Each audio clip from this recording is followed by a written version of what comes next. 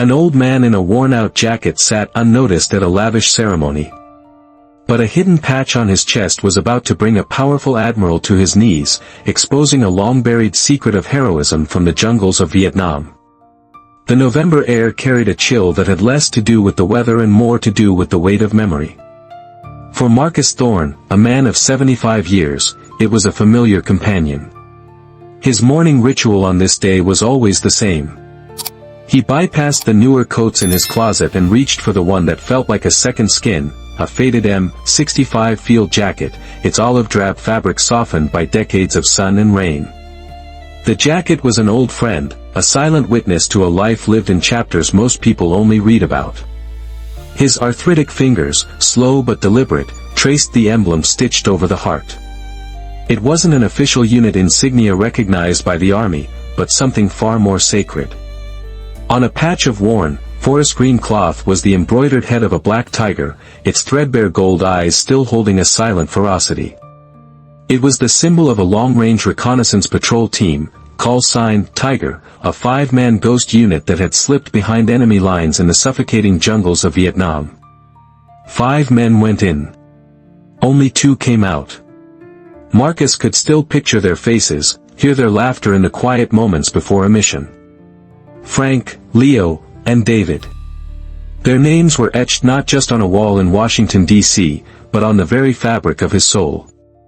Today's ceremony wasn't in a dusty town square, but at the grand opening of the new, state-of-the-art, Oak Creek Veterans Community Center. The building was a monument of glass and steel, gleaming under the autumn sun.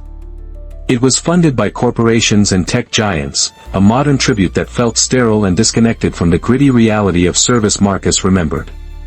He navigated his wheelchair through crowds of people in tailored suits and designer dresses, their conversations a buzz of stock options and vacation plans.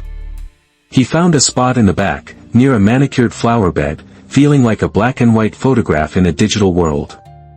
That's when he first noticed Kyle. It was hard not to. A man barely 30, Kyle was a whirlwind of noise and motion. Dressed in a ridiculously expensive-looking hoodie and limited-edition sneakers, he was the tech founder who had made the largest single donation to the center. He paced back and forth, holding his phone aloft as he live-streamed to his followers. Just here at the dedication, guys. Giving back to the community, you know how we do. It's all about honoring these old-timers, he announced, his voice a pitch too loud, his sincerity a shade too thin. Marcus sighed and adjusted his simple, worn baseball cap. He wasn't here for recognition. He was here to remember.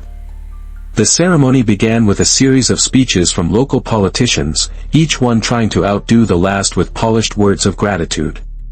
Kyle, having finished his stream, had settled into a front-row seat with a group of friends who mirrored his casual, expensive style. His gaze drifted over the crowd, a bored king surveying his court, until it landed on Marcus in the back. A smirk played on his lips. He leaned over to his friend, his voice carrying easily in a lull between speakers. "Check out the guy in the back," he whispered, just loud enough for several surrounding rows to hear. "Looks like something he dug out of a dumpster. So sad when people can't let go of the past." It's a ceremony, not a reenactment.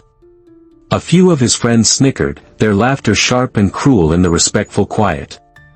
The comment, a tiny spark of arrogance, went largely unnoticed by the majority of the audience.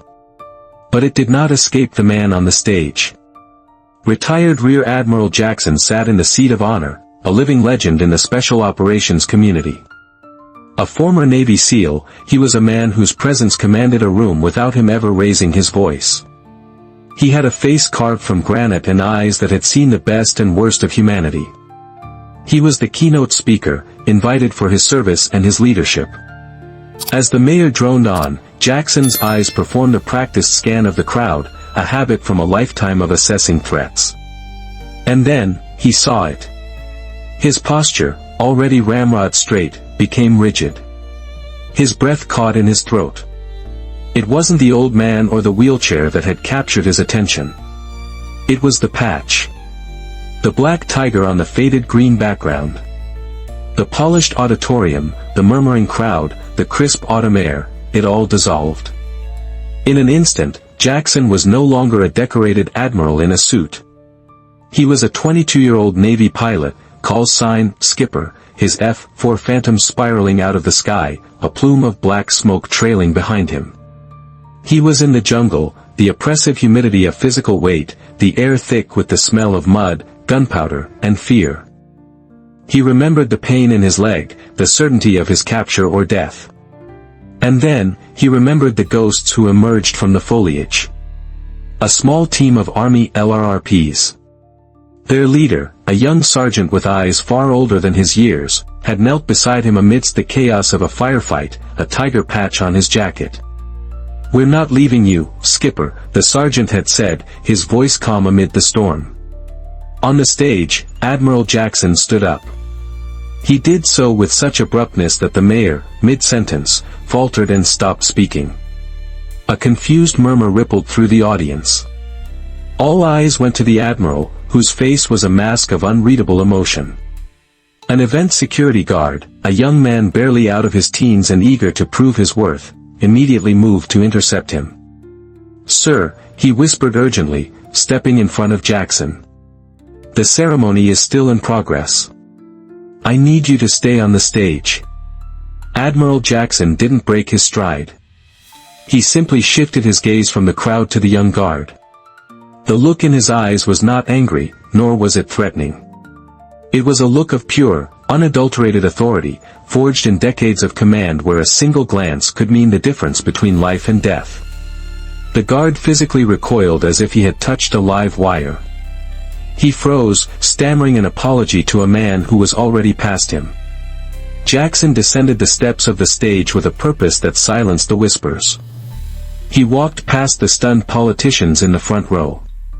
He walked past Kyle and his friends, whose smirks had now vanished, replaced by open-mouthed confusion.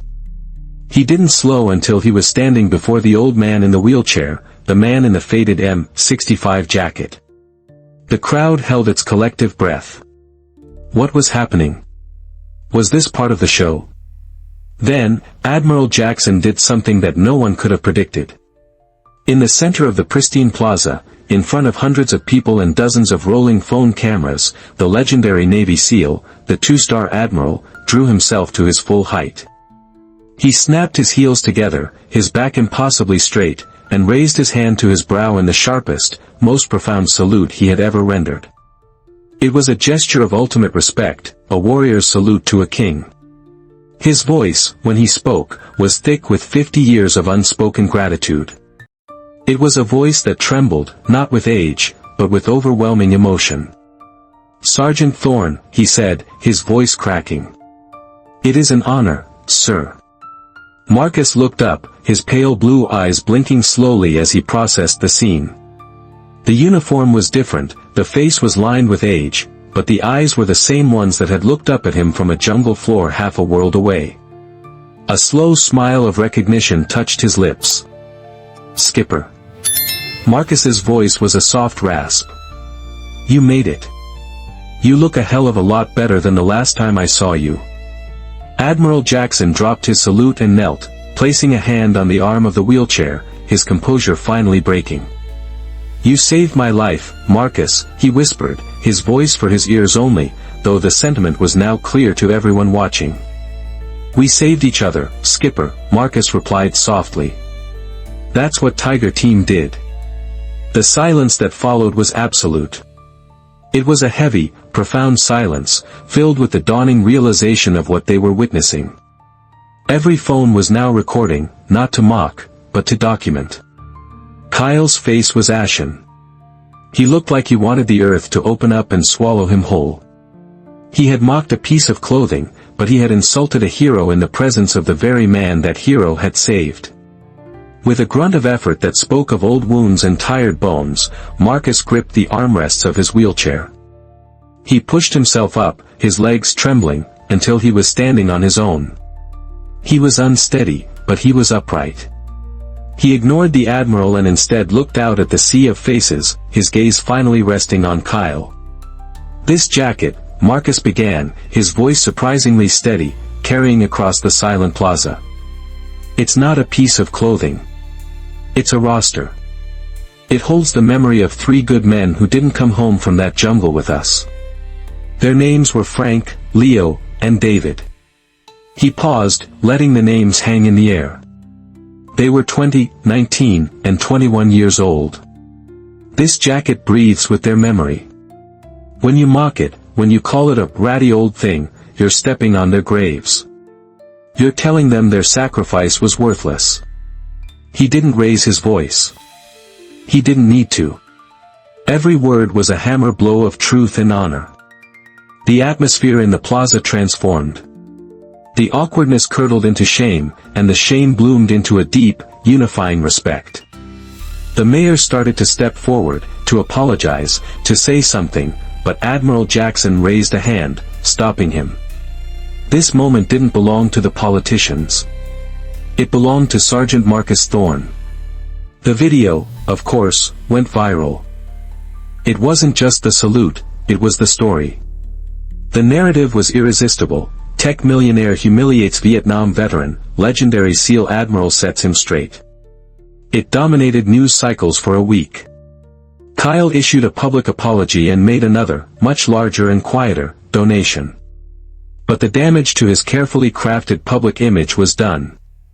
More importantly, the incident prompted the Department of Defense to declassify the records of Operation Black Tiger. The story that emerged was the stuff of legend. A 5-man LRRP team, on a mission to map enemy movements, stumbled upon a downed pilot, Jackson, and found themselves surrounded by a force 10 times their size. For 36 hellish hours, they held their ground, repelling wave after wave of attacks, allowing the pilot to be rescued and preventing a major enemy offensive. Marcus, the team's sergeant, was credited with actions of extraordinary valor, coordinating the defense and personally carrying a wounded teammate for the last mile to the extraction point. Of the 5, only he and Jackson's rescued crewmen made it back. Requests for interviews and book deals poured in, but Marcus politely declined them all. He did, however, accept one invitation. He traveled to the Naval Special Warfare Center in Coronado, California. There, standing before a class of young men hoping to become the next generation of Navy SEALs, he stood not as a hero, but as a testament. "Your medals will shine, and your rank will command respect," he told them, his voice quiet but firm. "But the truest measure of your service will be the patch on your brother's jacket, the memory you leave with the men who fight beside you." A year later, Marcus Thorne passed away peacefully in his sleep. Admiral Jackson was by his side, holding his hand. His M65 jacket was not buried with him. It was placed in a glass case in the Navy SEAL Museum in Fort Pierce, Florida. Beneath it, a simple brass plaque reads, "Sergeant Marcus Tiger Thorne." This jacket is not an artifact. It is a roster. True honor isn't loud.